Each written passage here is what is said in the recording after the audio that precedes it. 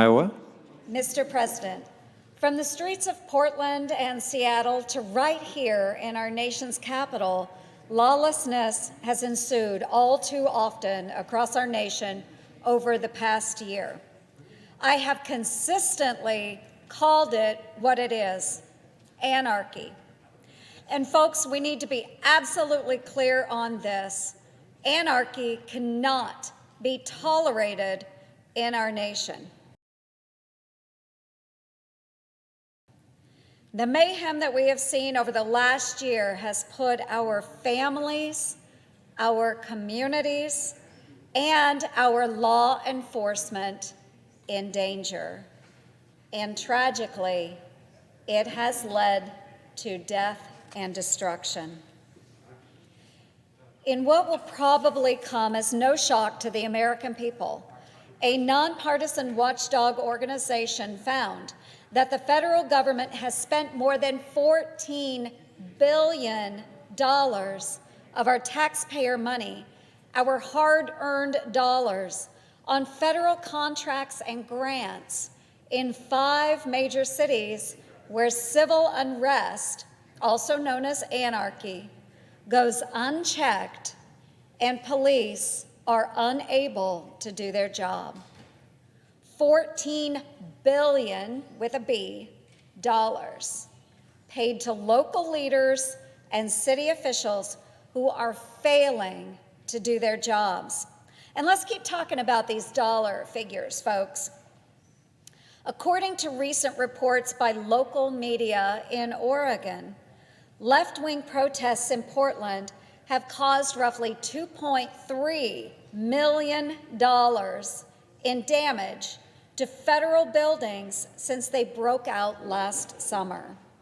The near-nightly standoffs with police involved graffiti, broken windows, firecrackers, as well as Molotov cocktails. According to one U.S. attorney in Oregon, cleanup at the courthouse and 4 other government buildings has cost more than $2 million. And that number could keep going up because the repairs are ongoing. Last year, I pushed for a review of any federal funding that was going to the cities and states that were allowing anarchy to run rampant. It was a simple ask: scrutinize any future federal funding that might flow into these lawless jurisdictions. Specifically, I asked the Office of Management and Budget to look into and report to the American people the amount of taxpayer dollars local officials use to either sustain these autonomous zones or the amount needed to repair the damage done during the chaos. And thankfully, last year, the federal government began to do just that. But folks, just last week, President Biden reversed this effort, and I'd like to know why. Now, I agree with our new president that peaceful protests are a cornerstone of our democracy. But smashing windows is not protesting, and neither is looting.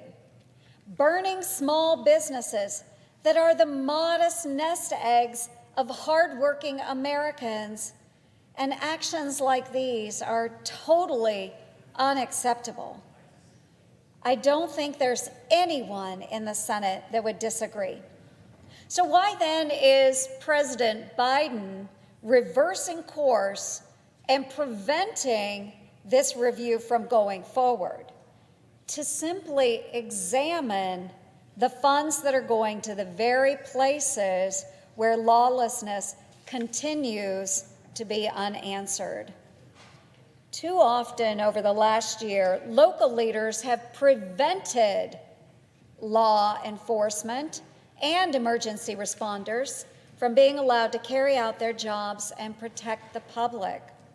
Yet millions of our taxpayer dollars have still been doled out to these cities. I will continue to stand strong and be a voice for the hardworking taxpayers of this country.